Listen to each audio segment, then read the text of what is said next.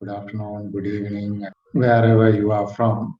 And this is the second day and second half of the workshop, Career Development in Monitoring and Evaluation for Young and Emerging Evaluators. You attended the first half yesterday, and we got feedback from most of you that it was interesting and you enjoyed the training. And today also, Amanda is ready to facilitate the workshop. And I would like to invite Amanda to take the floor. At the same time, today also we have breakout sessions and other interactive activities Amanda has planned for.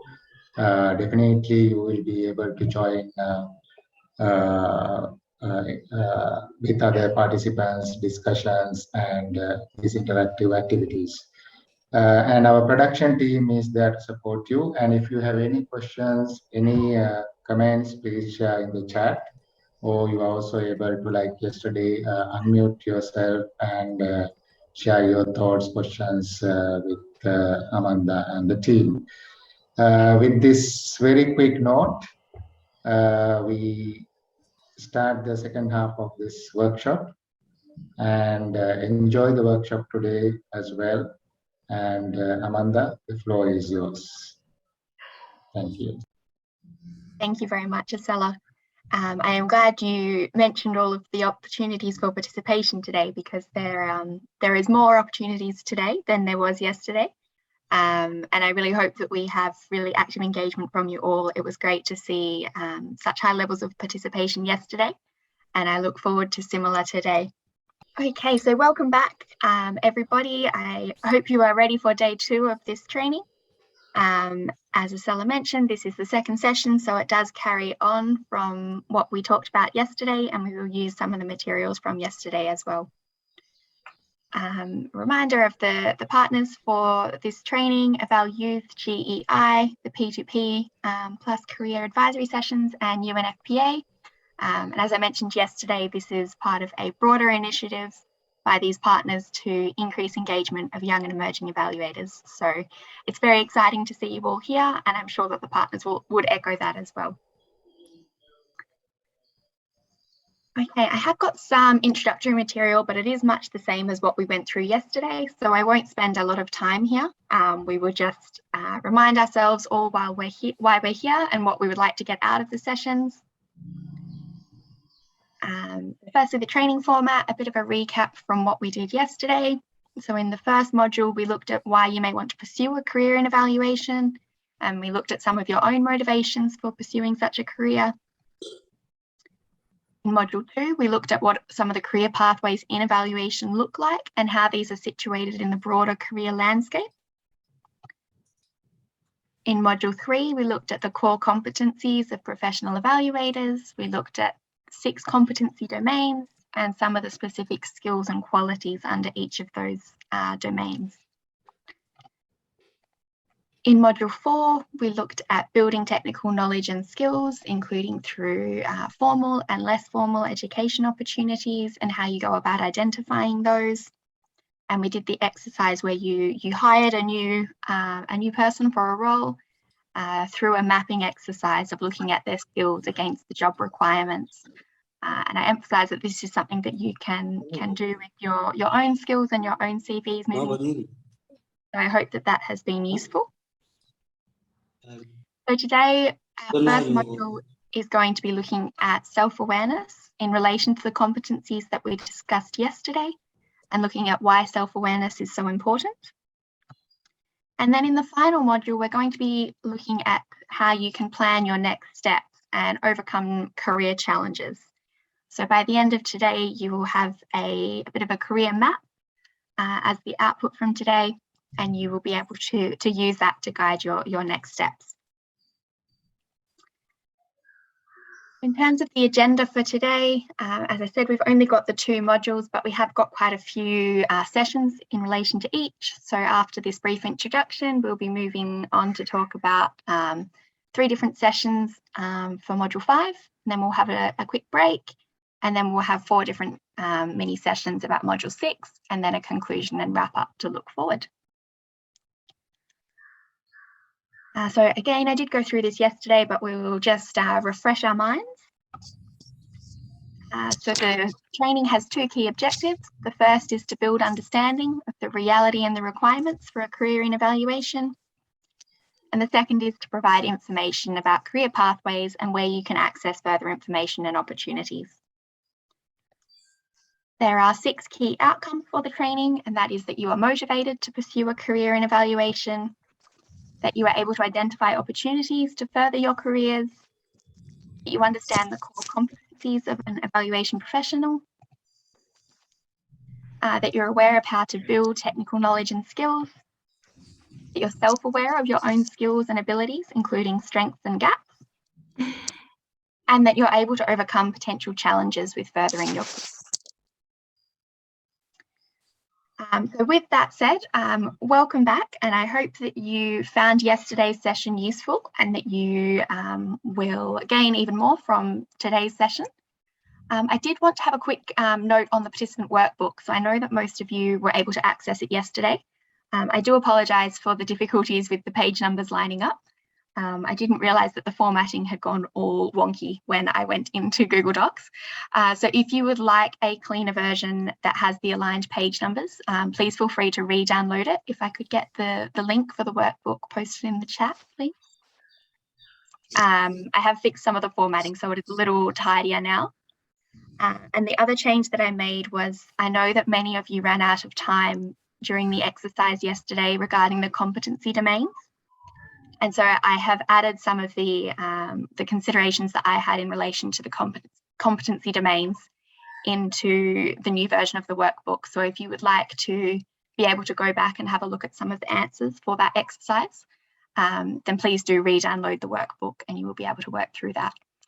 The formatting will make quite a difference for our last exercise today as well. It will be much easier to follow with the new formatting. So again, I apologise for those technical difficulties, and I hope that you are all able to access it. Again, just download a copy. It won't be editable online, but if you download a copy to your device, you will be able to edit it. So with that said, I wanted to open the floor a little to all of you to unmute yourselves and share your thoughts on the training so far. If there has been something that you found particularly interesting or particularly difficult, and just generally your thoughts so far. So if you would like to share anything in relation to what you learnt yesterday, then please feel free to unmute and share or pop something in the chat. So with that said, we will move on to module 5. And so this is looking at self-awareness, and especially in relation to the... Amanda, sorry to disturb you. I saw Christian had a raise hand, now not. Oh, but thank you, I missed that. Please go ahead, Christian. Yes, so a very good morning to everyone, and I must acknowledge the training has been very, very impactful. I had a little challenge, but from the time I got connected till we ended the session, I saw a real transformation in my thinking about evaluation as a young emerging evaluator.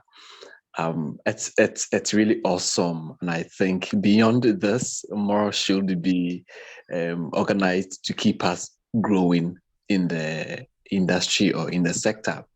I would also use the opportunity to reiterate a comment I saw in the chat yesterday. I think a colleague was asking if the slides could be shared with us, maybe for future references, because we were busy, but we couldn't take much notes from it. I think I would want to just throw it back to our facilitators again. If there can be some consideration, I will be very glad. Thank you so much. And I personally expect something greater today. At the end of the day, I should have something greater. I'm speaking from Ghana. Thank you so much. Great, thank you so much for sharing. And I am glad that you feel that you gained something from yesterday. And I hope that I can live up to your expectations for today. I will defer to also, sorry, Amanda, to disturb you. Also, there is a message from Somi Panda. on chat. Great, thank you. I was just having a read of that one. Okay, so that the second half of the presentations yesterday was a little technical. So I will try and explain things a bit slower today, and I hope that it will be easier to follow. But if you do have any specific questions or something that you feel that you missed yesterday, please do pop it in the chat and I can possibly send you additional information or share some additional information about that. So yes, please feel free to ask about anything in particular. Amanda, there is another raised hand from Wanda. Yeah, hi, good afternoon. I like how the workshop has been very collaborative with the use of the breakout room. So that was very interesting because I got to meet other people in this workshop, and I also like the use of the workout sheet, so it helps us to discern and reflect on our the work that we do and on ourselves. So yeah. Great, thank you, Vana, for sharing. That is good to hear that you enjoyed the breakout rooms, because as I said, there will be more of them today. So hopefully you'll get a chance to meet even more of the people that have logged on today. And I see that there is one more question in the chat that echoed what Musomi was saying. So again, that the second part was quite lengthy. So we do have possibly less content to cover today, and it is more exercises for you to complete and digest the information. So hopefully that will be a little easier for you. But as I said before, if you have anything specific, then please do feel free to pop that in the chat. And I can see that Nazia, you've got a hand raised. Would you like to share something? Yeah, hi Amanda. Hello everyone. I think it was it was really great deal of learning experience. Even for people who have been working in the field for a long time, it was indeed a refreshing session, I think. I would just like to share regarding the competencies.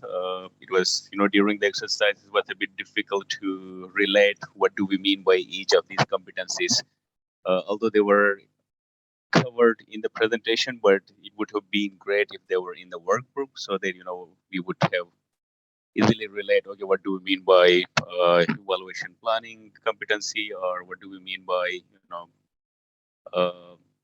the personal competencies or interpersonal competencies.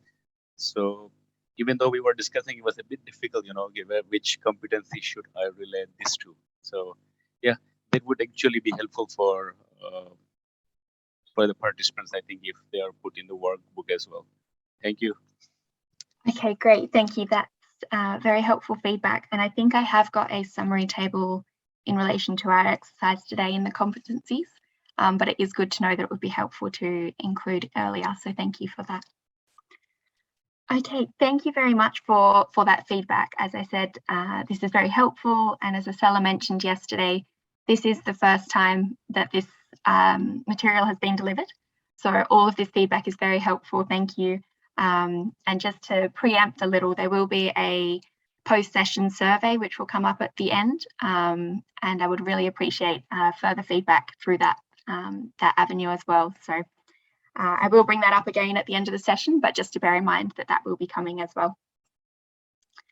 Okay, so moving on to the content for today then. Looking at Module 5, we're going to be revisiting those competencies that we've discussed yesterday. And so I hope that they will become a little clearer through these discussions. But we're going to be focusing on them through a lens of self-awareness. And self-awareness is a really important tool for anybody, but particularly for evaluators. It is actually included in the competencies through the reflective learning. So for effective reflective learning, you need to employ self-aware techniques to be able to identify where your strengths and gaps are. And so we're going to be working on that a little bit through this module. Firstly, there is some overlap between self-assessment and self-awareness. And so I thought I would start by kind of clarifying the differences there. A self-assessment is the ability to examine yourself to find out how much you've progressed to monitor your abilities, identify your strengths and weaknesses, and self-diagnose solutions. So it is quite similar to self-awareness, but it is much more looking at kind of your skills and how they have changed.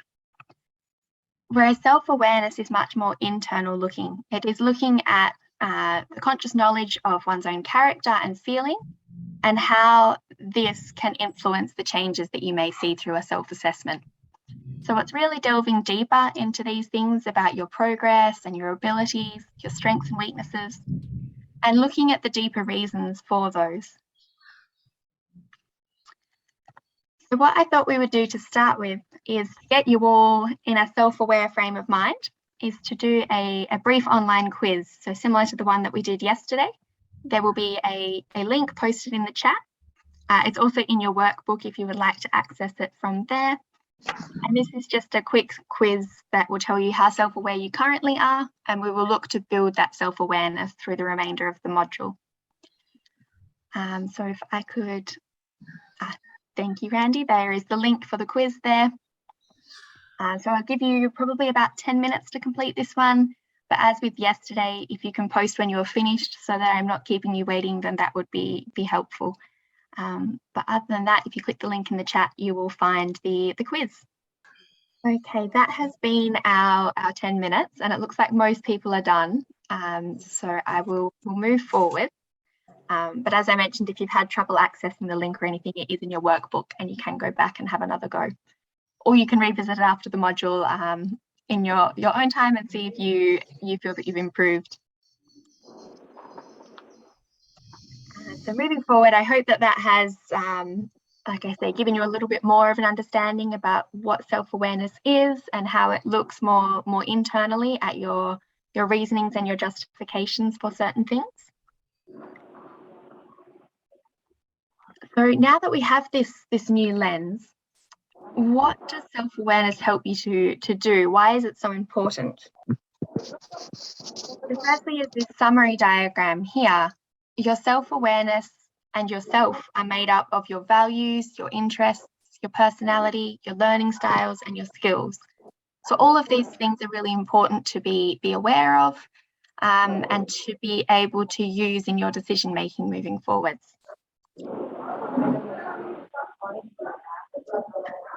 Sorry, production team, I've just had another request for the link to be reposted in the chat. Could someone post that, please? Thank you. And so these 5 things make up yourself. And so what does being aware of these, why is that important? The self-awareness can help you to know the extent of your abilities and to improve upon them. So looking a little bit about the mapping that we did yesterday, that's one aspect of self-awareness. And that can help you to identify your gaps, to prioritize your future activities.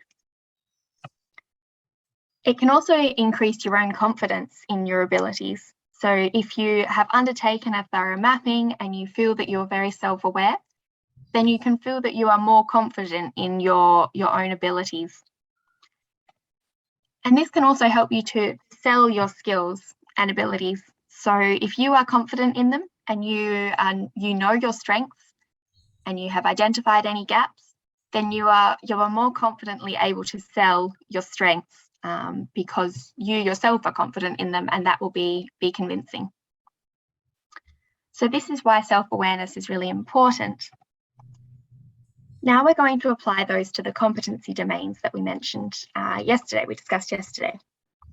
So a quick revision, there were 6 competency domains that we discussed. The first was evaluative attitude and reflective learning. The second was professional practice and sound management, evaluation theory and knowledge, technical evaluation skills, contextual awareness, and interpersonal skills. So those were the 6 domains that we discussed.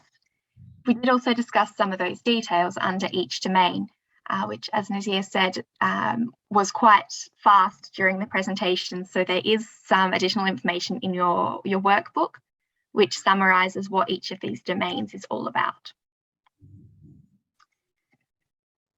So what we're going to do now is, you will remember yesterday that you rated yourself between 1 and 10 on each of the competency domains.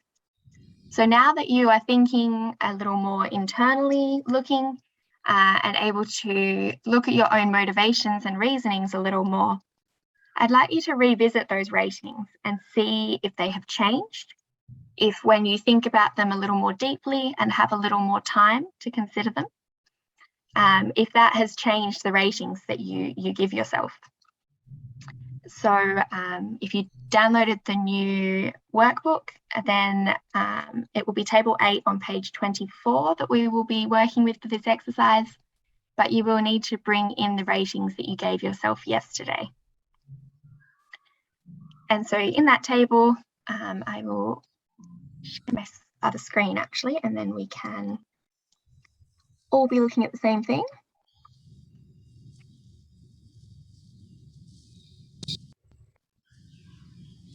Okay, so this is where we are looking. This is the additional details about each competency domain and what each is all about.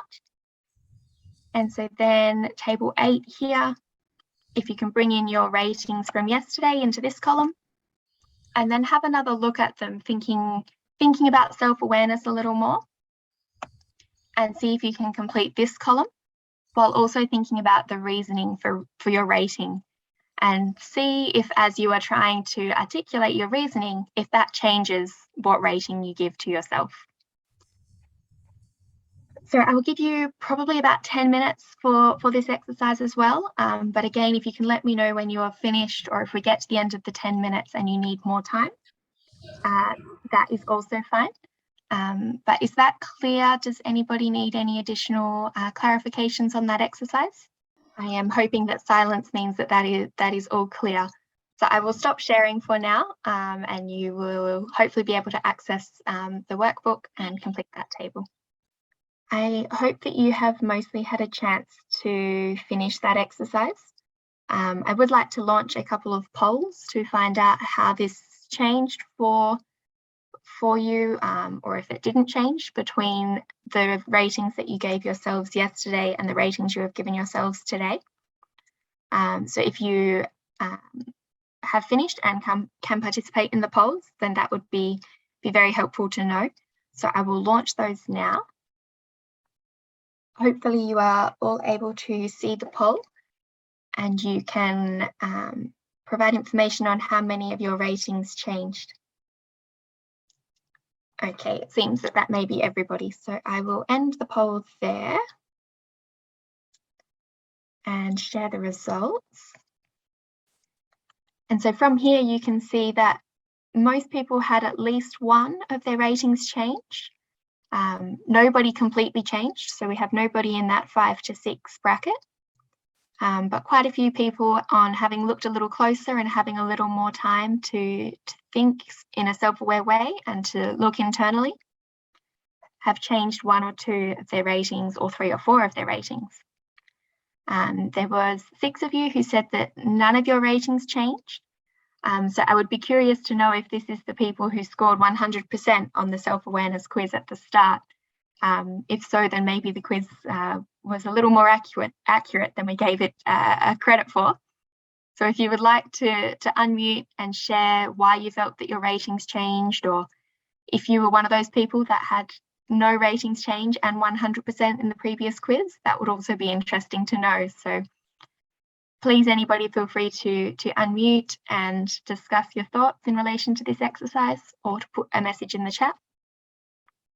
It seems that nobody is wanting to share their thoughts. I did wonder, being that this is quite a personal exercise to look internally. So that is fine. If you don't feel that you want to share, that is no problem. Or if anybody would like to comment further on the ways that we can apply self-awareness to our personal lives as well as our professional lives, I'd also welcome feedback around that. Well, on that, I would like to comment. Sure. Because, I have been personal, impacted by evaluation, first of all. And I think when you can evaluate yourself, you change your way of thinking and interacting with your children, with your friends, and do appreciate more some small things you you you ignored before that, and you change your criteria and your indicators too. You try to correlate more and appreciate more and value more. Sure, I think that is a really good illustration of how we can bring evaluation that we apply in our professional lives and apply it a little to our personal lives as well, in terms of appreciating those small moments and recognizing them, and having the awareness to recognize the importance of those. So I think that links quite well with what Vana was saying in the chat as well, that kind of self-awareness and applying evaluation to our personal lives can be quite useful. Thank you, Nazira, in the chat. That's another useful point, that self-awareness helps us to know about our biases and to identify those and to understand how they might affect our judgment or decisions. And as you've also said, Nazira, that's important in both personal and professional lives. So that's another really important use of self-awareness and another reason that it's important.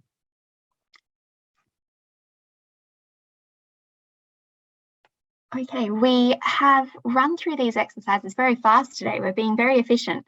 So I hadn't scheduled a break here, but would anybody like a quick kind of 2 to 5 minute break just to jump up and grab a drink of water or anything? And we can come back in 5 minutes, which will be 5 to 10 for you. So we can take a short break here. Okay, hopefully everybody is back and feeling a little refreshed after that. We will be moving forward with keeping with the self-awareness topic. Oh, okay. So we'll be continuing with this self-awareness. And one point that I do want to bring up is the idea that your self-awareness changes over time. And it is something that you do need to revisit regularly. So I think it was Sabina was saying that you do this fairly regularly anyway, so you found it quite an easy exercise. And so I would encourage others to also do that. Let me get my flags happening here. So it does take a concerted effort to maintain your self-awareness, and you can do the self-assessment on your competencies. You can do that regularly, and that is also a good exercise to track your progress, to continue to identify strengths and gaps, and to continue to guide your future activities.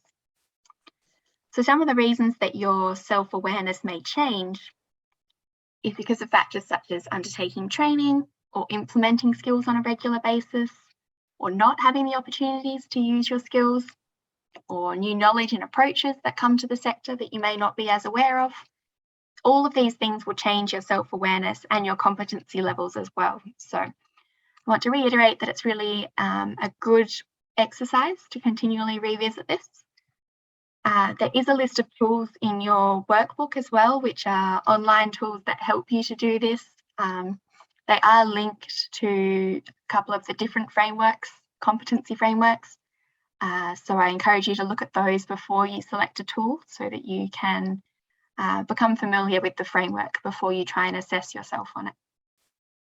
Okay, so then now that we have developed this self-awareness, how can you use it? So one way that you can use it is for networking. What do we mean when we talk about networking? It means establishing and nurturing mutually beneficial long-term relationships with professionals and others related to the field of evaluation. So that's in relation to other stakeholders, not just other evaluators, but other people involved in evaluation processes as well. So the ways that you can go about networking, a good starting point is to look at your current organisation or institution and see if there are connections that you have not yet made within that organisation. So that's a good starting point. Okay, so networking and how we go about networking. So as I was saying, you can initially start by looking at within your current organisation and establishing connections there. You can then link with your national VOPE and you can make connections still within your country, but outside of your organisation. And I think there is a link in your workbooks to be able to identify your VOPE. You can link with broader VOPEs and organisations. So by broader VOPEs, there are some that cover regions like APIA in Asia Pacific, or also VOPEs that are established based on language. So you can also look for those. They are also in the list that is linked in your workbook. And by broader organisations, this can be formal networks such as evaluators, or it can be organisations such as YEEs, which is another evaluation network. So there's many of those kind of organisations, and I encourage you to look into those depending on your interests. From there, you can look for opportunities outside of formal professional networks. So this may be reaching out to one individual who can refer you on to somebody else. And building your online profile and connecting and being active. This is a really important step. And there are many stories from people about how LinkedIn and other online networking tools have helped them to get a role or identify a contract or a proposal to submit. So those are some areas that you can use to pursue networking. But then there are some considerations as well, more broadly across those for networking. So keeping in mind that networking is not only with evaluation professionals, but also others involved in evaluation. So as I mentioned, some broader stakeholders. For your networking to be successful, you need to be an active member. So simply being a passive member of some of these organisations won't necessarily generate results or introductions. But if you participate in events, take advantage of volunteering opportunities, and get your name out there, then your networking is more likely to be successful. You can look into the evaluation system in your own country. What does the system look like? Have you got a specific evaluation ministry? Are there particular high-profile evaluation activities being undertaken that you may be interested in? And you may be able to form connections through that. You need to be able to follow up on your connections. So people will be more likely to remember you if they have met you on more than one occasion and have seen your face or seen your name in multiple places. Then people are much more likely to remember you. And you want to be prepared for networking so that when you do make those connections, you know what the next steps are. This is what we're really going to focus on for the rest of this module, and how your self-awareness can help you to be prepared for networking. So networking is a skill, and like other skills, it takes a really concerted effort to develop and to become good at. So you need to practice it and implement it as much as possible. You've probably all heard of an elevator pitch, and this is a clear and succinct statement that's quite short. So the idea is that it could be delivered in the time that it takes an elevator to go up or down. And so this consists of who you are, what your current role is, maybe why you're passionate about evaluation, and what your areas of interest within evaluation are. So important considerations with your elevator pitch is that if you're attending an event and there's particular people that you want to connect with, you may need to tailor your elevator pitch a little. And you can identify ways in which you can contribute something to your connection. So it can be a little daunting at this stage of our careers to say, well, what am I going to bring to this person who is an expert in the field? But remembering that networking is a two-way exchange can be very helpful. And remembering that your contribution doesn't have to be, a job offer or anything of that magnitude. It can be something small, like talking about their areas of interest and their current work, and giving them the chance to also talk about what interests them. And that can really help, again, with helping people remember you, but also making that connection a little more meaningful. So what we're going to do now is we're going to develop our own elevator pitches. So there is space in box 2 on page 25 of your workbook to be able to develop an elevator pitch. And this is going to include, as I mentioned, who you are, what your current role is, why you're passionate about evaluation, and what your interests are.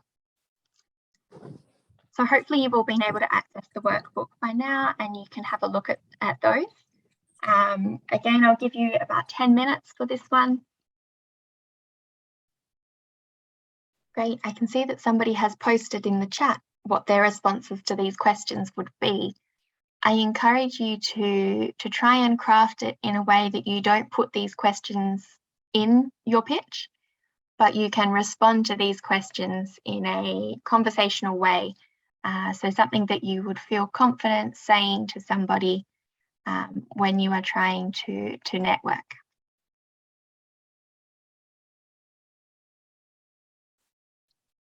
Great, Ms. Somi, thank you for also sharing. So it seems that people are starting to finish. We have got 1 minute left on this one and then we will start to share these with each other.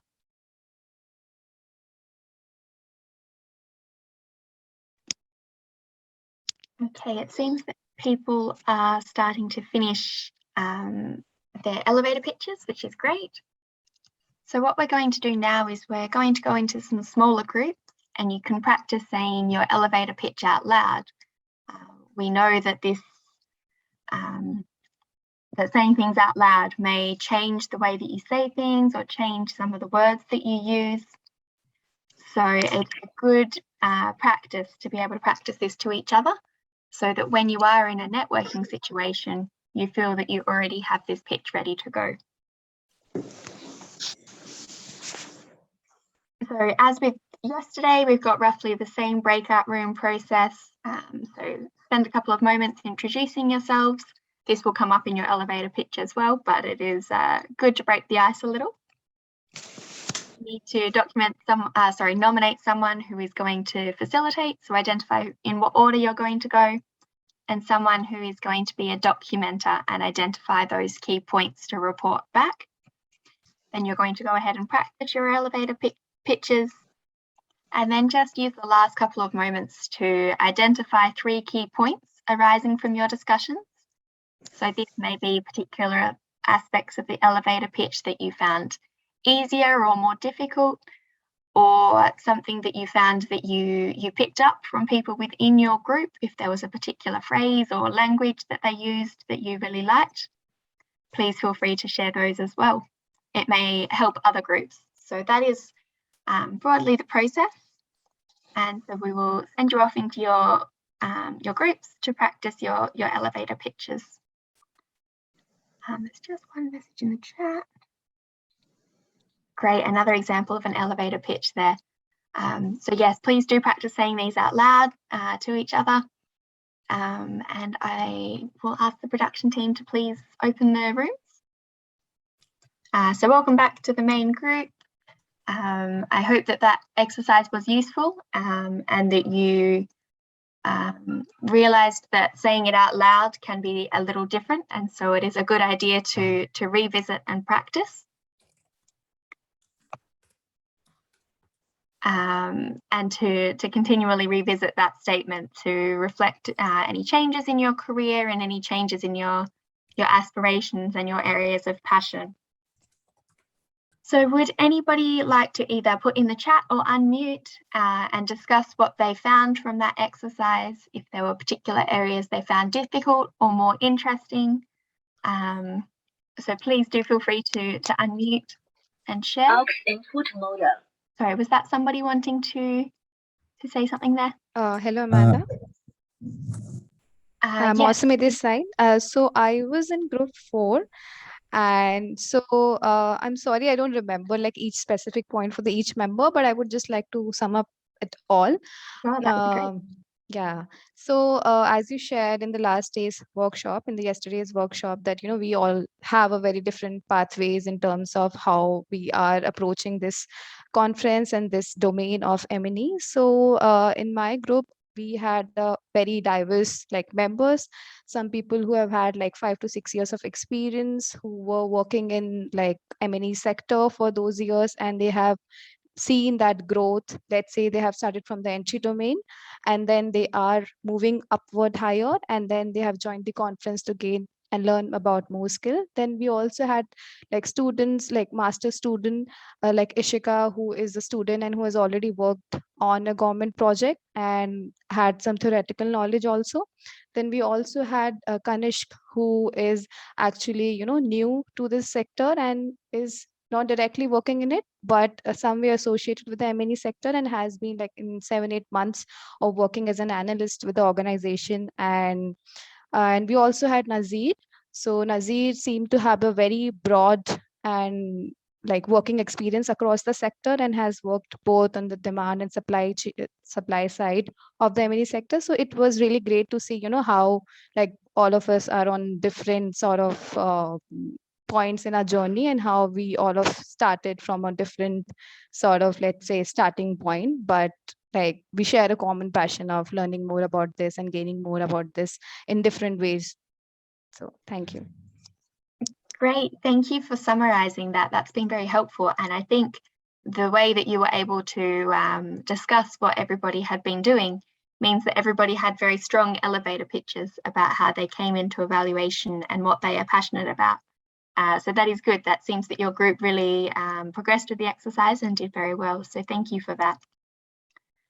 I can see that we have a question in the chat, which is a very good question about how long an elevator pitch should be. And so the idea is that it's very short, so only about a minute or so.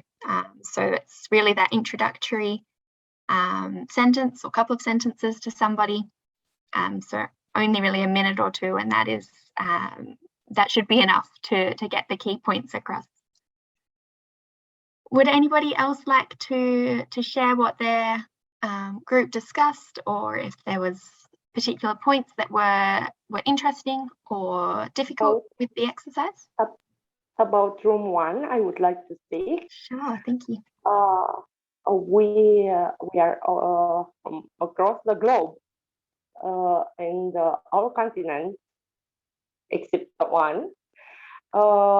It was interesting to see we are very different and our interests differ from one to another.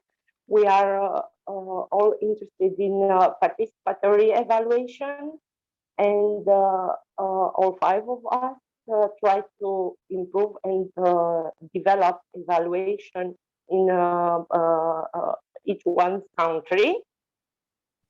Also, the background is different from, for each one of us. Some of us having specialized courses, the other ones participated in projects, and there are a lot of common things. One main objective is improving community and help community through evaluation. Great, thank you. So that's really interesting to hear that although you all had very different backgrounds and pathways, as with the last group, you were quite united in recognizing the value of evaluation and being passionate about the transformative potential for evaluation. So that's really interesting to hear. Thank you very much for that summary, Sabina. We have another question in the chat that says, is there anything that you shouldn't mention in an elevator pitch? I think there are probably some things. If you stick with those kind of 4 guiding questions and don't go too far beyond that, then that is quite a strong approach. But things about possibly any negative work experiences, or why you left previous positions, anything like that is things that you don't want to include. So it should be much more kind of current looking and forward looking. So where you are currently and where you want to go. And I think that is a good framework to apply to an elevator pitch. So I hope that answers your question. Great. Anybody else that would like to share from this exercise? No, it seems that everybody shared within their groups, which is good. So we are coming up to our next break now. We are running a little ahead of schedule, actually, so we are being very efficient today. So we have got a 15-minute break scheduled here. So I will let you all go off and grab something to eat and a drink, and I will see you back here in about 15 minutes. Okay, so I hope that everybody is back and feeling ready to learn again after that short break. So we are moving forward to our last module, which, as I mentioned at the start, is a lot more participatory and has a lot more engagement from you. So I look forward to that for this last session. What we're going to look at in this module is about how you can plan your next steps. So based on what we have covered so far, implementing these skills and knowledge that you have built to be able to identify where you want to progress to next with your career. We'll also be covering some information about overcoming challenges specific to whichever pathway you choose to follow. So that is what we'll be covering in this last session. One of the first points I'd like to talk about is about how you actually go about identifying opportunities. So this is something that I think a lot of young and emerging evaluators struggle with, is how to actually identify how to enter into the market or the sector, I should say. So there are a few different ways that you can do this. So building your networks is a key point here. This is the way that you can hear about job positions or consultancy applications, those kinds of things. So building and strengthening your networks is a really important point for identifying opportunities. Developing an online profile and connecting with organisations of interest. So as I mentioned in the previous module, there are several stories of evaluators either joining the sector through online platforms such as LinkedIn, or being identified as candidates for jobs, or even finding out about job openings. So that's another really important step. And many of you are probably already doing that, but it is worth reiterating here. There are several services that are specifically designed for identifying opportunities, so you can sign up for these. Some of them are paid, some of them are free, and these are just some examples listed here, but there are many more that are also available. You can sign up for mailing lists. So many of the local Eval youth chapters have mailing lists where they share particular opportunities, whether that be for training or for job applications and openings. But also through your VOPE. So again, I really encourage you to visit that link that's included in your workbook to identify who your local VOPE is and to become a member. There are specific entry points into the UN system. Excuse me, into the UN system. There's specific programs for those. There's links for those in your workbook as well. So you can have a look at those. Some of them have differing eligibility criteria, so it will take a little more to look into them, but they are good starting points. So a lot of these may hold true for employees, but particularly for consultants, you can enter through consultancy opportunities through Eval Youth or VOPEs, or through non-government organisations and charities. So these avenues often have less requirements in terms of experience. So a lot of either the UN agencies or the development banks, to be a consultant for these organisations, you have to have kind of 5 to 10 years of experience in monitoring and evaluation. So some of these other options down the bottom here can have slightly less requirements for experience. And so they are good ways to build that experience towards being able to apply for the UN or development bank internships.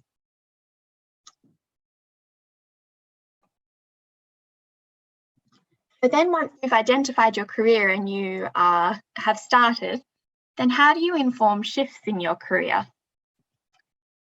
So firstly, as we've mentioned at multiple points through the training, evaluation is constantly changing, and so are the contexts in which we do evaluations. So that means that there's always new opportunities coming up. So it's good to be able to keep informed and keep abreast of those new developments so that you can identify those as they come up. There are other ways that you can do this. So by identifying your goals, maintaining that focus on your motivations and for pursuing evaluation, and that can help you to guide where to go next in your career. So that is something that we will, you've done the exercise in module 1, so you can revisit that exercise later, and that can help you to further guide your career stages. You can constantly scan for opportunities. So many of those websites and services that I listed in the previous slide can help you with this. So even if you are not actively looking, they can help you to identify the opportunities that are available. So they may help you to identify what your goals can be based on what opportunities there are. You can map your skills and experience against requirements and continue your self-awareness. So this is a little bit of a combination of the exercise that we did in the previous module, where you did the self-awareness in relation to the competencies, and the last exercise that we did yesterday, where you hired somebody based on their skills. So you can do that mapping against your own CV and the requirements of jobs that you would like to be pursuing. Keeping abreast of new developments in the sector, including upcoming topics and new approaches and methods. This makes you more competitive when you do want to go for particularly consultancy roles where they may say that they want to use a new approach or a new method. And if you have some familiarity with those, then you are more competitive. And so mailing lists and webinars are a really good way to do this. That's often where you learn about these new things that are coming out. So you can add skills, sectoral experience and new themes. So again, based on perhaps gaps that you identify or where you want to go next, you can add those skills and experiences. But then in terms of accessing progressive opportunities as you move through your career, there are slightly different considerations as you move forwards.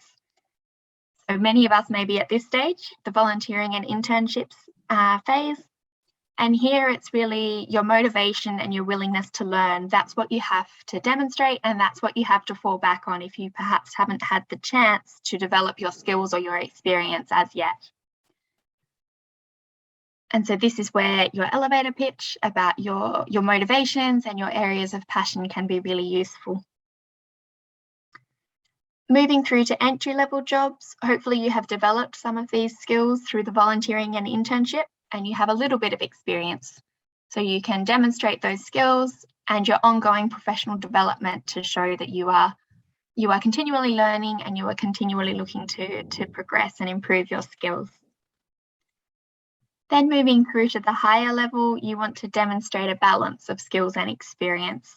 So I think I mentioned yesterday that being able to demonstrate that you can implement and adapt the skills that you have learned is a really helpful tool, and that helps you to be able to access some of those higher level positions.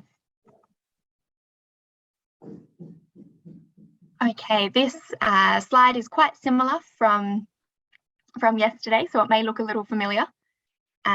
So in the considerations for accessing each of these pathways, on the broad side, if that's where the pathway you want to pursue, then you need to diversify and add to your skill and experience base and identify organisations with varied thematic strengths. On the specialised side, initially it may depend on your previous work experience. You may want to identify the topics that you're passionate about that you want to specialise in. You may use that to tailor your career development and highlight previous experience in sector or themes. So that's a really important point for wanting to specialise, is to be able to demonstrate that you have that experience.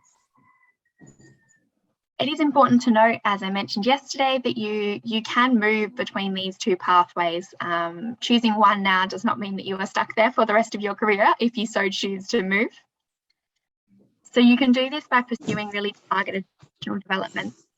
So on the specialised side, this may be that whichever area you choose to specialise in, that you really heavily pursue professional development related to that area. On the broad side, it may be that during your self-awareness or your skill mapping, that you've identified a little bit of a gap in the breadth of your skills or knowledge. And so that's where you really want to target your professional development. You can join multi-sectoral teams. So in terms of keeping your skills broad and your knowledge broad, this way you can learn from experts in all sorts of different fields. And so you can increase your knowledge and skills on a variety of topics. In the specialised area, it may mean that you join a team in one particular role. So I think the example I gave yesterday was that if you have previously worked in finance, you may become an efficiency expert, but maybe you want to move to being a gender expert. So you may join a multi-sectoral team as a finance expert, and then you can learn from the gender expert within that team and really pick up those skills and that knowledge as needed. And it's important to remember, moving between these two, that positions not directly in your area of interest can still act as a step to other positions. So it may mean that you have to take a little bit of a sideways step to get further forward where you want to go, but that's okay, and that is quite common. So it's good to know that that's a consideration moving forward into your career. Then the other pathway that we discussed yesterday was in relation to the employee or consultant pathways. So we mentioned that on the employee side, there's a focus on building and maintaining your CV and emphasising your teamwork skills and other skills that will be helpful to an organisation, and maintaining a focus on the potential for growth. On the consultant side, there's more skills required perhaps, which is related to proposal writing and business planning, business management. It's also important to be able to build and maintain your profile and maintaining your online consultant profiles. Again, it's important to note that you can pursue both simultaneously. So with the broad and specialised, you can kind of shift between them. Whereas with these pathways, you can pursue both at the same time. So if you are an employee and you want to move towards being a consultant, then it may be possible for you to pursue employee part-time and take on a consultancy role as well. So that obviously depends on the contract that you are in at the moment, but often it is possible to pursue both. Using your networks can help you to identify opportunities in either of these pathways, which can inform your shifts.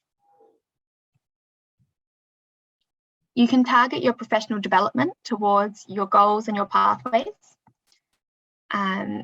So again, the consultant may need to pursue professional development targeting project and business management, whereas the employee may focus more on things like conflict resolution or team building, those kinds of things.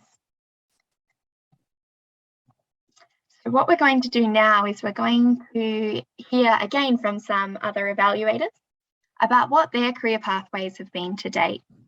And so as you're listening to these, I'd like you to think about if you can identify 3 key points in their career stories that influenced where their pathway went moving forward.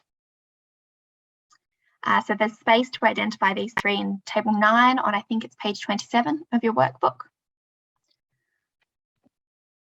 So first, we're going to hear from Dr. Rajiv Nandi, who is one of the co-organisers of the conference, actually. So you may all be familiar with Dr. Rajiv.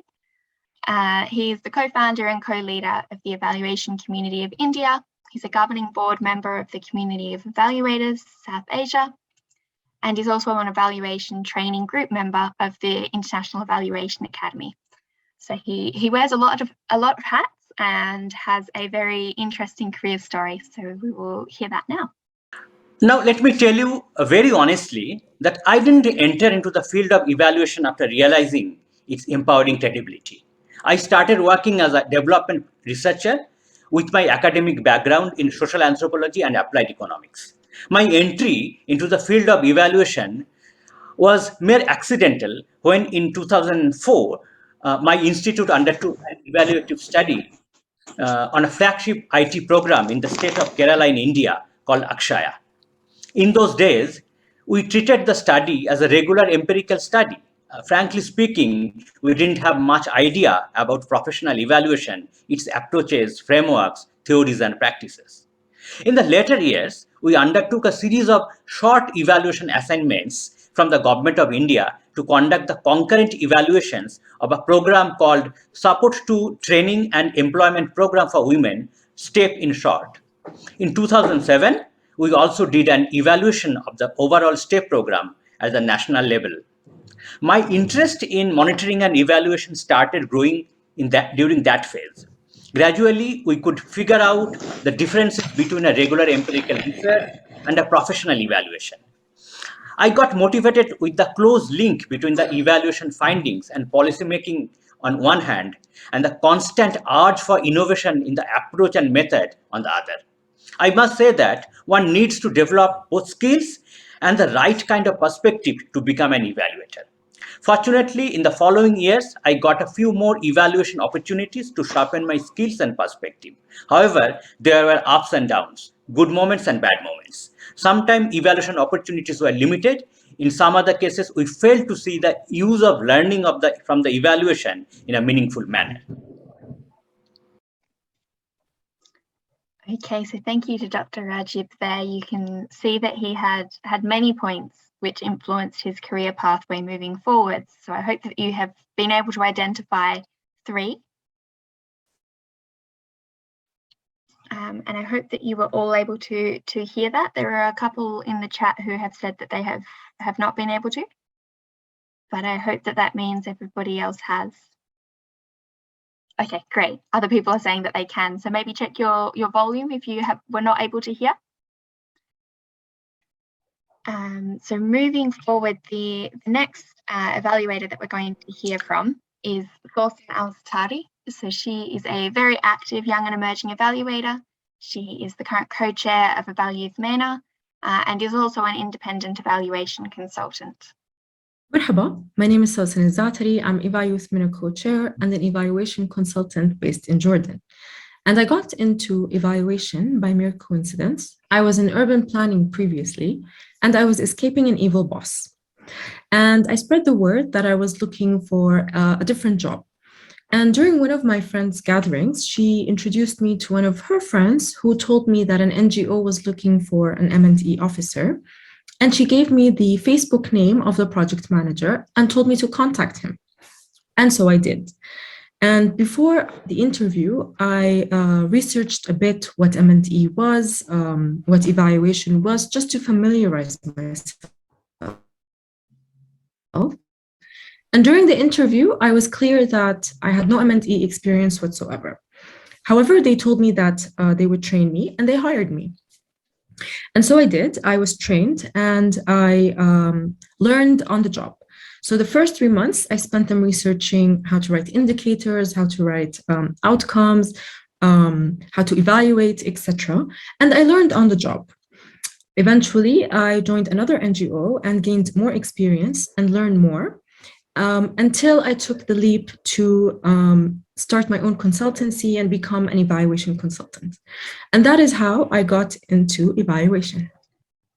Okay, so thank you to Thorsten there. You can see that she has quite a different career pathway from Dr. Rajib, but equally some really defining moments within her career pathway. Okay, so what we might do now is I'll just check if anybody would like to share the 3 key points that they identified from each of those videos, or if you only identified 1 or 2, if you would like to either unmute and share or pop those in the chat. It would be interesting to hear what you have picked up. From both the speakers, I could make out that it's a continuous learning process. It's not that you learn and implement, it's a continuous, the second person, Sasan, she had mentioned about how it was an on-job training for her and she learned. It was a different journey between both the people, but it's a continuous process. Indeed, thank you. That's great. So you can see that it was, like you mentioned, both on-the-job training and kind of more formal training, but it was a really ongoing process. And that comes back to the reflective learning that we've been talking about throughout the course. that's a really important aspect for an evaluator to have. Okay, I can see some messages coming through in the chat, but would somebody else like to unmute and share now? I think it's about transforming ourselves and our lives and our careers as evaluators. In the meantime, we take different steps to grow, to develop our skills, and to adapt society and its needs. That's great, thank you. Yes, so you can see that a couple of times they had to kind of shift their focus and shift where they were looking. And so I like the way you've put that as transforming ourselves. That's a nice way to put it. So we've got a couple of comments coming through in the chat. So we've got someone saying about improving networking. That's a really, really good point and a really important skill. The learning by doing is something that some people have identified, which is also really important. And that comes back to the being able to link your skills and your experiences and using your experiences to really bolster your skills and improve those. A nice message from Vana saying that she likes that M&E is for everyone and that any person can be trained. And I think that comes back a little bit to the everybody has a different pathway, everybody has a different way that they've learnt M&E. So I like that point as well. I think the idea of it being for everybody is really nice, and being self-motivated to improve your own skills and competencies and to grab the opportunities. That's another good takeaway from these videos. So thank you very much for sharing those. We will move on now. So now that we've heard from some other evaluators about their career pathways, I'd like you to spend a little bit of time sharing with each other your career pathways to date. So whether that be how you became to be involved with M&E, if you've come from a different profession, or if you are yet have too much of a career pathway, then you can talk a little bit more about where you hope that your pathway takes you. So again, we've got the same process. Spend a couple of moments introducing yourselves, then nominate someone who's going to be the facilitator and the documenter to share when you come back. Then have this discussion and use the last few moments to really summarize your discussion and bring back those key points. So these questions are in your workbook as well, but we've got two key questions there that you may like to discuss, depending on what your career pathway to date has been, or where you want to go into the future. So we will send you out into breakout rooms in a moment, and we will just give you probably 15 minutes to talk through this, but if you are finished earlier, we will be popping in and out so you can let us know and we can move forward earlier. Okay, it seems that most people are back. So we'll open up the floor to anybody who would like to share the summary points from their group, either via chat or by unmuting yourself and sharing. Yeah, hi Amanda. Hello, how are you? Actually, I forgot the room number which I was in, so maybe two, yeah. Sure. Okay, as in our group, we discussed about our shifts, and I think one common thing was like many of us actually are from different fields. They do not have, they came to M&E field by some, like me, came by accident. So there happened to be some events which led to us start working in M&E. So, but I think the interest and the passion in the M&E grew more as we understood more about M&E and how it actually affects or how it actually contributes to the betterment of the program and also for the beneficiaries it seeks to help. And they are I mean, like all of us actually kind of agreed that despite being from different field, different background, we actually seek to, you know, like do something in the field of evaluation, be it an evaluation expert, be it like for me, I actually want to go for consultancy because I'm currently working as an employee. So in the future, in the long future, I would actually want to go for consultancy. Maybe if my contract allows, I could actually do it parallelly, but I don't know. that's a bit of difficult. And some of my colleagues, they wanted to, go for higher evaluation, but in terms of protection, in terms of gender equality, rights, child right abuses, and sexual and reproductive health. So these were the main points that we discussed. Please, my colleagues, please let me know if I forgot any points. That's great. Thank you for summarizing that. I think this idea of the accidental evaluator is something that a lot of us can relate to, and it came through a little bit in some of the career stories we heard in the videos, that a lot of people kind of end up in this profession without necessarily meaning to. But it is great that you had such a rich discussion about where you want to go next and what your areas of passion are to pursue into the future. So that's really helpful. Thank you. We probably have time for one more group to share if anyone else would like to. Hi, I am Ajwadin from group number 6. We discuss the two presenters. We use critical career points, both accidental involvement, and also through the meeting with their colleagues and motivation. Both they have improved their knowledge through the short courses and other capacity building programs, and they voluntarily involved in undertaking small evaluation, the first presenter. And the second presenter, she started work as a M&E officer and continue her career. In similar background, we discuss our experience, and also personally, I work as a parliamentary research officer over around 20 years. I graduated after graduating from university. I work as a temporary lecturer and completed my MPhil in geography and enter parliamentary research field.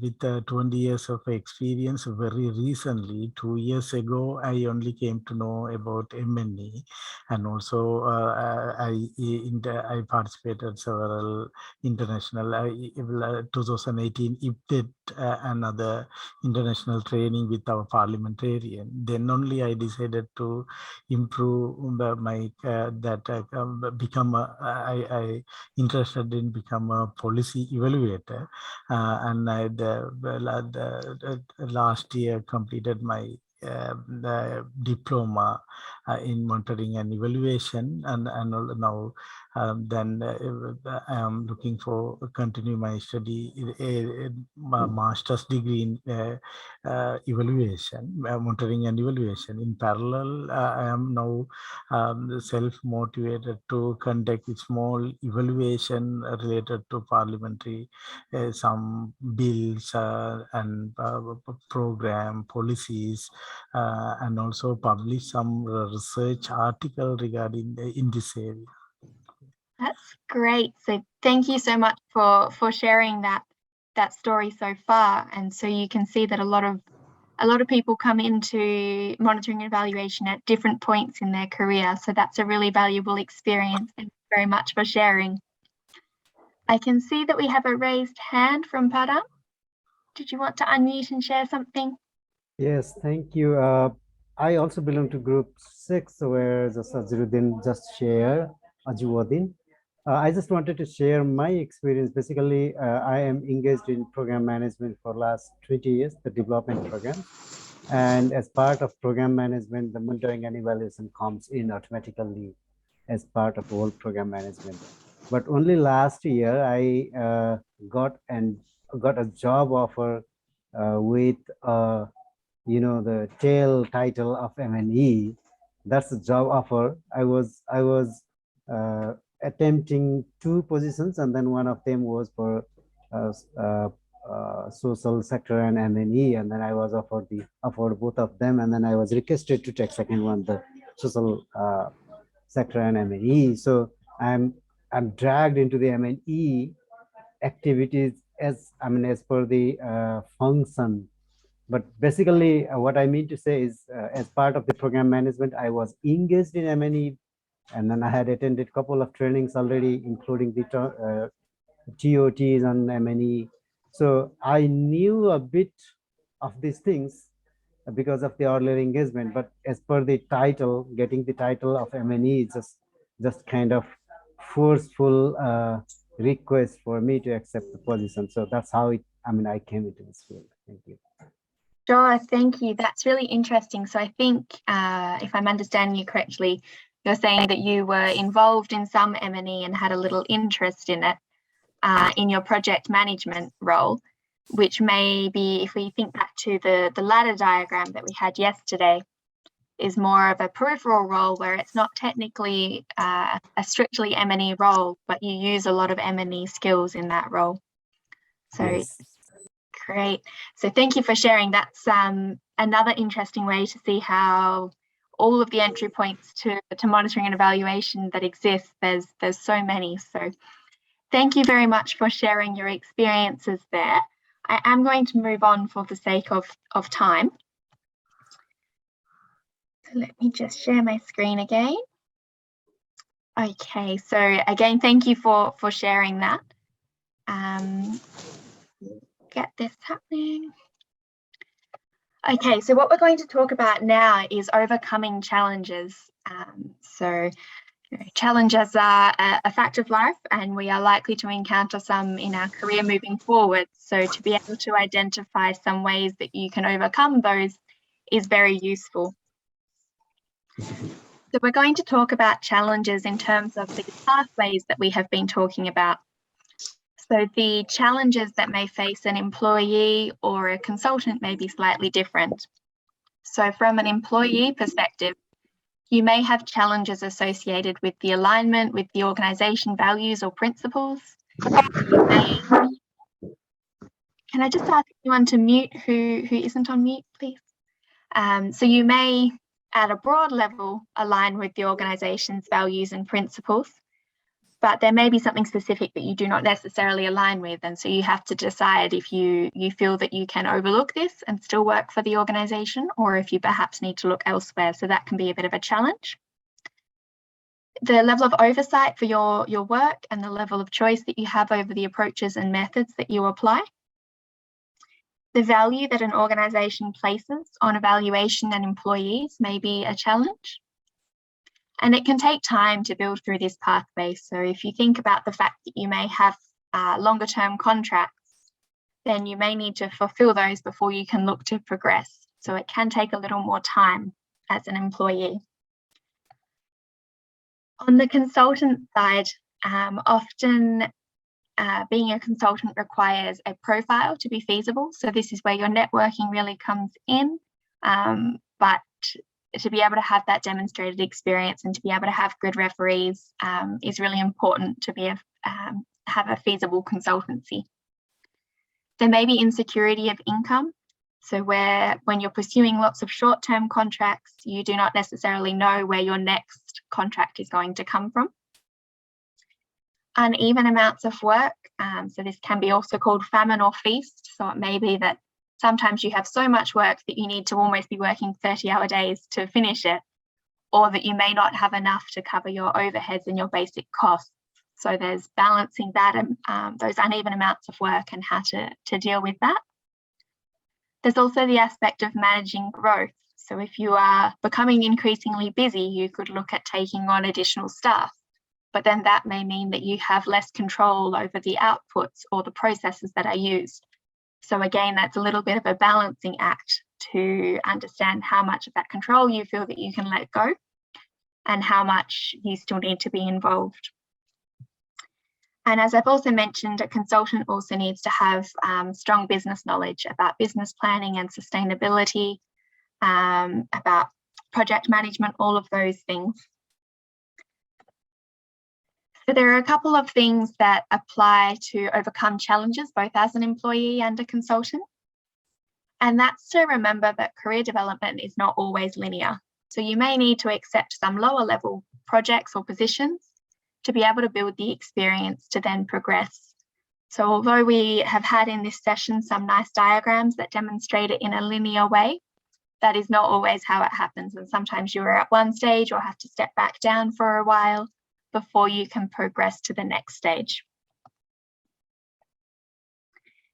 Maintaining a focus on your career motivations can help you to identify new opportunities.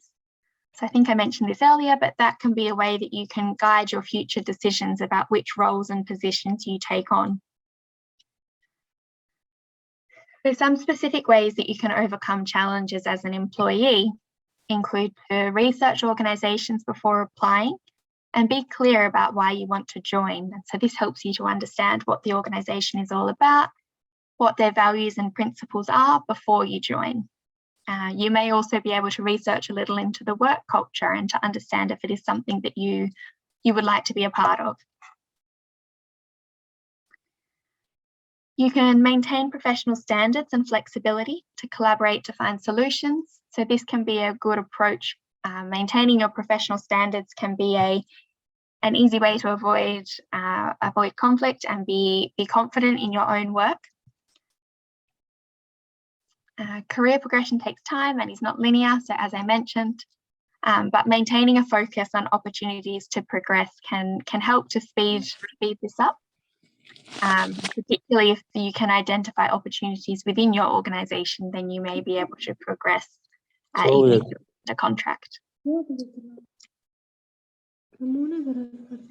Your skills may not be aligned, so make sure you map your strengths against the requirements.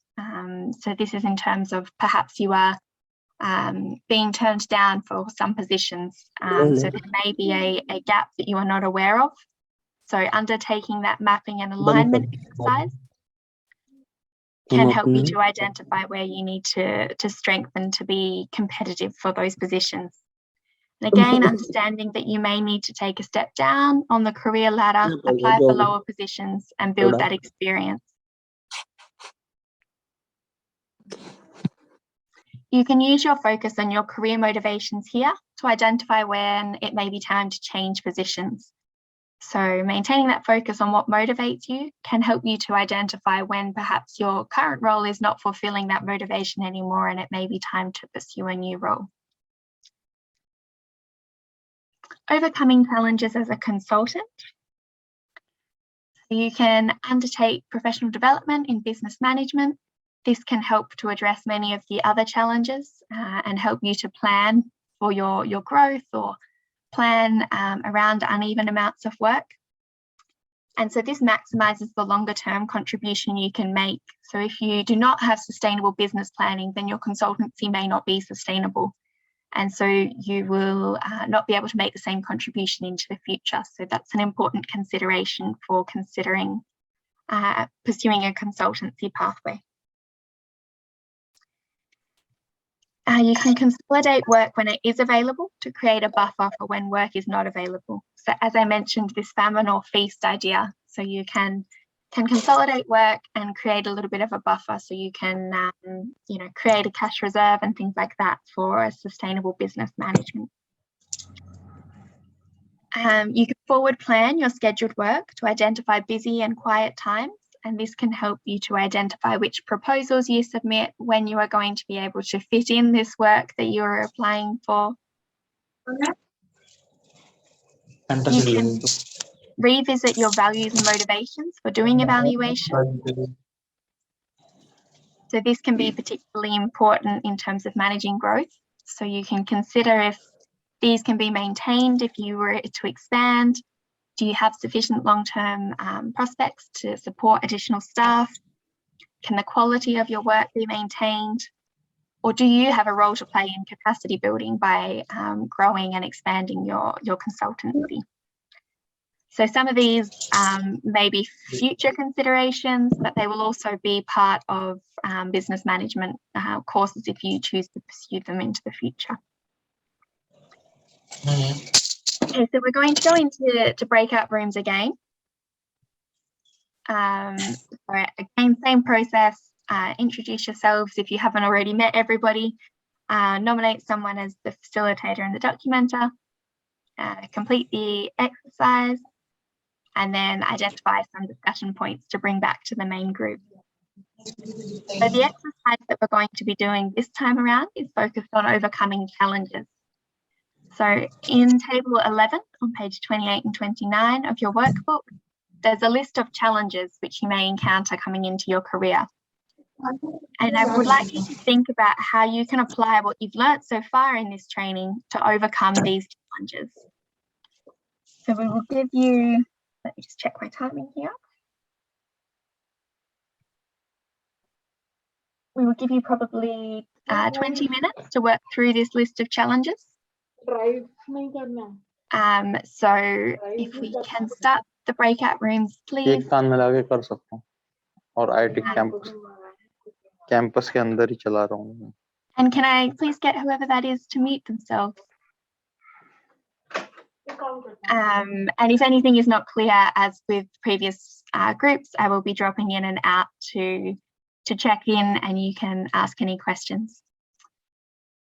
So if we can launch the breakout rooms, please. Okay, it seems like everybody is back now. I hope that exercise was useful to be able to think more practically about how you could apply some of the things that you have learnt so far to a more practical setting. We have only got a few moments for feedback for this this exercise, but if any groups would like to unmute and share, or would like to put in the chat what they discussed, then that would be helpful.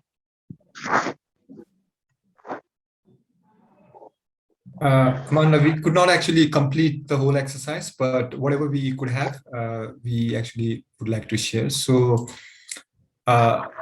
in case of motivation, we thought that there needs to be some incentive for learning new skills. There also needs to be recognition. When we say learning new skills, it could be a capacity development opportunities, and also other solution could be to join new communities to enable better networking and knowledge on M&E, specifically the evaluation part, and also being part of the evaluation specific communities for which are formed by learners, researchers, and anyone who is working in a M&E field, evaluation field. So it could be a youth group, it could be a regional group. That was for the first point. For entering the field, I think it was more of a networking. The solution would be more of a networking, learning new skills which are relevant to the evaluation job market, continuous research about what are the new things, what are the innovative things that are coming up, and also offering volunteering. For third point, for building the challenge for building a sufficient profile to attract work, the solution was to be very visible in social network profiles, very active in social network profiles such as LinkedIn and other platforms. Regular participation in policy discussion conferences and community calls on evaluations, advocacy for beneficiaries through evaluations, and also to update your evaluation credentials just to be updated, because whenever someone looks, let's say for an organization who wants to hire an employee, then they would look for an updated credential. So that's why we thought that updating evaluation credentials would be very important. The other point, lacking confidence in your skills and abilities. So I think for this, we thought seeking advice and suggestions from experts would be helpful, and discussion with individuals at same level who may also have the same level of experience and knowledge. So I think discussing with them will also give you kind of a scenario about your situation, whether you are it could be something like a peer group where you would know that what other person at the same level is feeling or having difficulties. So I think discussion with them would be helpful. And the last would be similar to the first point. We said like last point would be the external perspective on your skills and abilities. Sometimes, like it's very difficult to judge yourself, your skills and abilities. So it would be a third eye or a second opinion would be helpful. The last point which we were able to analyze was a lack of resources to pursue formal training opportunities. So it could be solved through scholarship, free training opportunities like the one we have today. So webinars, online, in-person trainings, and also through your networks, because there are opportunities when experts from M&E field are offering their time for learning opportunities, like training for someone who is in that experience. So yeah, these are the points that we were able to gather. That's great. That was a lot that you covered in that short period of time, and you found a way to apply most of the skills that we have covered to date. So that is really great, and I am glad that you have been able to see how they can apply in a practical situation. So that is very good. I can see that a lot of what you are mentioning is also being echoed in the chat. So in terms of the loss of motivation, it was about pursuing trainings and new skill development through networking and peer-to-peer processes, mentorship, those kind of processes. Pursuing evidence-based training was also here. Combining skills and experiences to grow as an evaluator was another good point that was brought up. And so I think that you have drawn in the main points, which is about constantly reviewing and developing your skills, about networking and mentorship, about employing self-awareness as you need to, about maintaining focus on where your career sits in relation to others. So I think that you have drawn in many of the points from the previous training, which is good. Now we are coming to the end. We have only got about half an hour left, I think. So I will move on to the final exercise.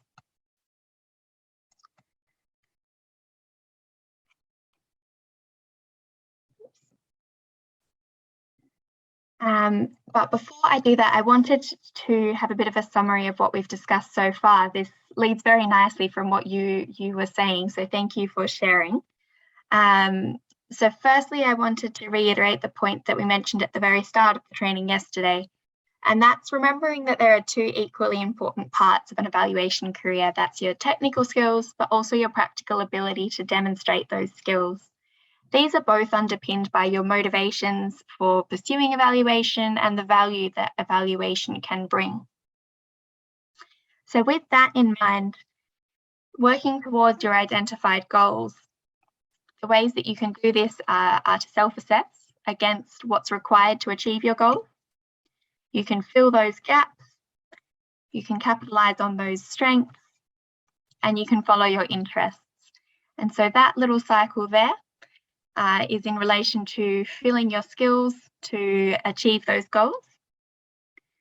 But then in relation to the practical ability and demonstration, it's really important to create those connections, to identify your opportunities through your connections, build your experience, build your profile, and be active. And it's good to remember that this is an ongoing process. So career development lends itself to ongoing processes, and it doesn't mean that we achieve one role and that is it. It is important to note that you can keep progressing and to really keep an eye on your goals and to keep building towards those. So with that in mind, I would like to share the next exercise. So this is the final exercise that is in your workbook.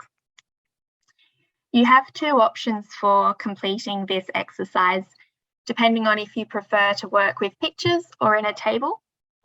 So you may like to use the figures that are on page 31 and 32. And this is more of a mapping picture where you can identify your goals for the short, medium and longer term future. And then identify what you need to achieve those goals, consider what of those requirements you already have and where you may need to focus future efforts. And you can also use this template to identify some challenges that you think you may encounter and how you may overcome those. If you don't want to use the pictures, then there is also a table which follows, which has the same information in it, but just in a different format.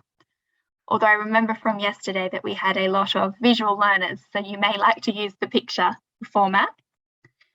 So I will give you we'll start with 10 minutes for this exercise, and then we will have a bit of a discussion which may help you to keep working through the exercise. So I hope you can find this in the participant workbook. Randy has helpfully just shared the link again in the chat, so you can access it via there. And if you have any questions about this exercise or any clarifications are needed, then please feel free to unmute or post in the chat. Thank you. Okay, that has been 10 minutes. Excuse me. If you do need longer to keep going with the exercise, then that is fine. If anyone does feel that they would like to share from that exercise and has finished, then please do go ahead. But I would also just like to have a look at the message from Francisco in the chat. So thank you very much for the positive feedback. And I am glad that the session has been helpful for you to strengthen your skills and also to be able to discover yourselves, as you say, in the face of monitoring and evaluation, and to be able to equip you with some of the skills to overcome barriers. So thank you for that feedback, and I am glad that it has been helpful. Now, if anybody would like to share from that last exercise, or if you are all still writing, then that is also fine. I can share.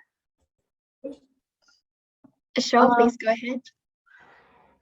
Is it okay if I share my draft that I may screen? I think that should be fine. Production team, is that possible? If I stop sharing my screen, you can just try if you like. Yeah, yes, she can. Okay. Yep. Please go ahead. All right. So this is my goal setting. I'm currently studying my master's on public administration, and here in the Philippines. So I think my goal by 2024 or in 3 years is to finish that, because it also improves your competency. And I also wanted to venture into public policy. So that's why I took my master's on public administration. At the same time, I wanted that more experience in M&E. And by 3 to 5 years, or in 3 to 5 years, or by 2026, I really wanted to be more good at data visualization. So like I want to be skilled in different digital illustration tools such as Procreate. Since I'm a visual learner, I really like to be skilled in creating graphs, dashboards, etc. to be able to present my data. And then by hopefully in 8 years, I could help integrate courses on M&E in educational institutions, and help institutionalize M&E here in the Philippines. So yeah. That's fantastic. That's a really clear career pathway moving forward, and a really positive approach to institutionalizing M&E. So that's really interesting. And so from the looks of it, you are thinking more towards the specialized pathway as opposed to the broad pathway, if we were thinking about those ones that we were looking at. Yeah. Yeah, moving towards gender and data. Yeah, I forgot to mention that. I wanted to specialize on gender field, looking at policies with the gender lens. That's great. Thank you so much for sharing, Vanna. That's really helpful, and it may inspire some other people to think about those possibilities as a career pathway as well. So thank you. Would anybody else like to share?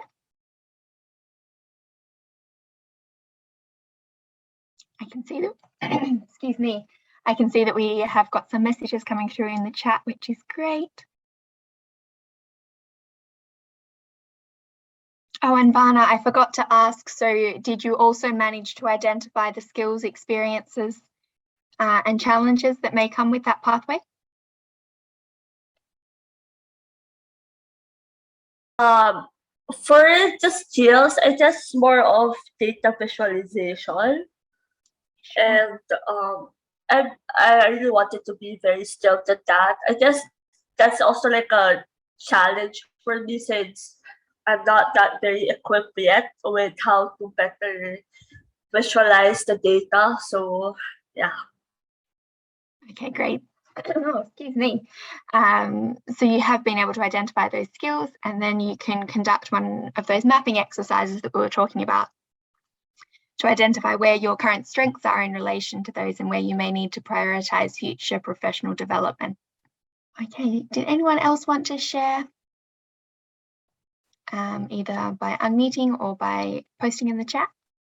I can see that somebody in the chat has identified that they need skills in planning and developing projects, program implementation, appraisal, analysis, development of database. So there's a lot of skills there. So you'll be able to use that list to move forward with a mapping exercise to identify where you need to focus based on which goals you want to pursue. And the importance of local knowledge has also come up in that comment. So that's also a good point. Okay, anybody else who would like to share about their career pathway moving forward, if they found the exercise useful or difficult? That would also be helpful feedback. Sabina, that's helpful in the chat. Thank you to identify the idea of needing continuous learning and self-transformation. And some additional research is required to fill in some of the longer term boxes. So that is also a good point, that you may not be aware of what is required for some of these goals that you are planning for, but it is possible to do some research and to look at job descriptions, etc. for those roles, and that can help you to identify what is needed. I don't see any additional hands up or anything. Oh, someone has unmuted.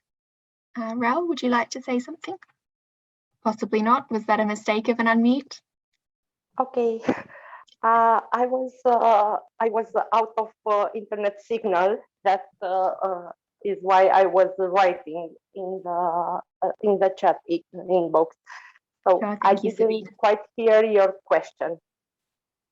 Oh, that's okay. I was reading your message with interest and saying that you raised a lot of good points, and that the idea that you may need to do some future research to understand what is required for these goals is a good point. So thank you for sharing that. Okay, I'm not sure if some of you may still be working through that exercise, but you can continue on with that after the session. But we have only got 10 minutes left, so I will move on to a bit of a conclusion and wrap up. Okay, so we have covered a lot in the last two days, so thank you very much for bearing with me and for staying through to the end, and for your participation and your engagement throughout the sessions. It has been very helpful, and I hope that it has helped others to learn by hearing from their colleagues and other people at the same career stage. I think that can be really valuable. So firstly, a big thank you to you all for joining and for engaging. Now, just to wrap up what we have covered in the last 2 days, if my PowerPoint is going to work, here we go. Okay, so we've talked a little bit about the transformative potential of a career in evaluation and how you can use this to guide your future career moves and your future pathway. We've talked about the importance of understanding and keeping up to date with the evaluator competencies and how these can be used to guide your professional development by understanding your strengths and perhaps some of the gaps that you have in relation to the competencies and where you may be able to fill those. The importance of continuously identifying opportunities to implement and build your skills. So again, that real importance of not only building your technical skills, but having the opportunity to implement and demonstrate those skills in a practical way is also very important. And that's how you can really capitalize on your strengths and fill your gaps. The importance of regularly revisiting your self-assessment, because it changes over time, of your self-awareness, your level of self-awareness, and your level of competency. They change over time. So continually revisiting that is really important to maintain your self-awareness and to ensure that you have an updated statement that you can use in networking situations and how you can guide that discussion. We also talked about how important it is to consider how your position fits within the broader career landscape and how you can use this to identify and inform potential career moves moving forwards, and how you can also use this to identify opportunities by understanding where you may want to move in relation to where you currently are. It's also very important to revisit your goals regularly and to take stock of what is needed to meet these goals. So that last exercise that you did, that is something that you can come back to. Your goals may change based on new areas of evaluation that you discover or new skills that you try and find that you really enjoy. And that may change your goals. And so then you may need to redo the exercise to understand what you need to achieve these new goals, what you have and what you need to build. So that's a really important part there. Now, what I wanted to do now was a little exercise in the chat to see if I can get you all to post something that you have learned or something you have enjoyed from the last 2 days of sessions.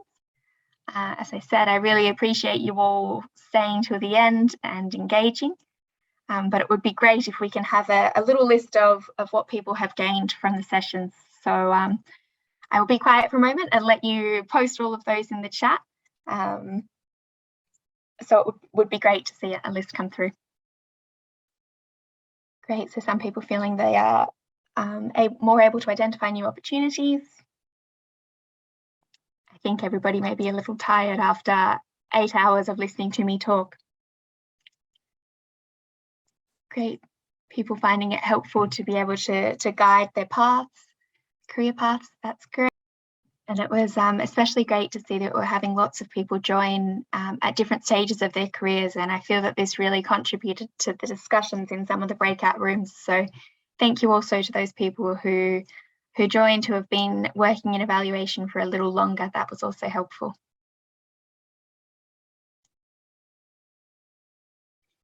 Would anybody else like to share something that they have learned or something they have enjoyed from the session?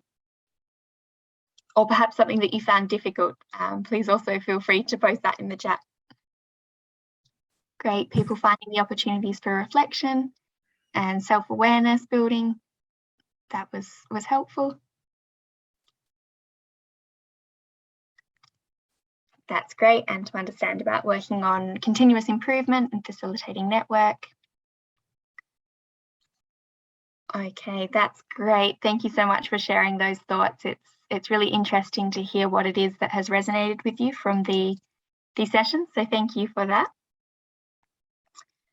My last point that I wanted to make just before I hand back to Estella is in relation to this first point here about the transformative potential of a career in evaluation.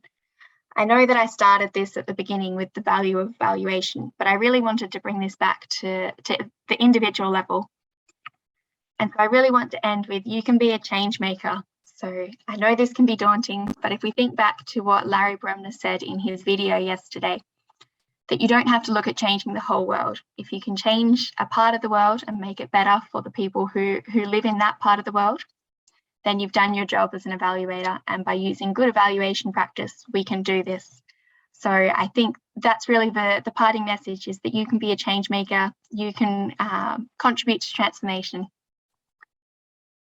So thank you once again for your participation and your engagement. And I will pass it back to someone from the production team or Estella, I'm not sure. Amanda, quickly, do you want to remind them to fill the survey? Oh, of course. Thank you. I forgot about my last slide. I'll put the link on here as well. Great, thank you. So the link for the post-training survey is in the chat, but I'm also told that it's embedded in the Zoom link, so it may automatically come up as well. So it's a Google form, and as Estella mentioned at the start, this is the first time that this training package has been delivered. So we would really appreciate your feedback on what has worked and what hasn't worked, so that we can tailor this for future deliveries. So would really appreciate your feedback through the survey. Thank you very much.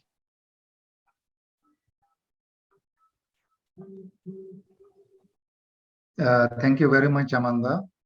I would start from where you stopped. You can be a change maker.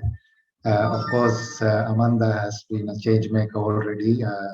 Being a young and emerging evaluator, already developed a training package for other young and emerging evaluators and delivered the training to help them to improve their career in M&E as early starters. So this is a great way of showing others how to be a change maker, I would say. Thank you very much for being a model for others and also delivering this training.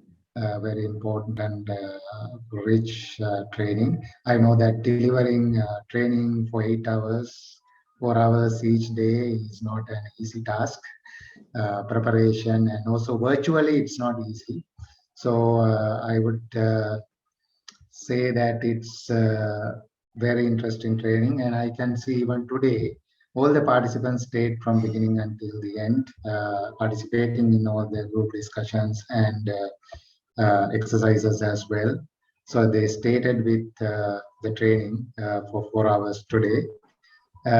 So I would also thank our participants for their participation and engaging in the session throughout. And I would say, as I mentioned yesterday, young and emerging evaluators, capacity building of young and emerging evaluators is a priority for Asia Pacific region and Asia Pacific Evaluation Association. So we will definitely invite you for other capacity building opportunities as well in future.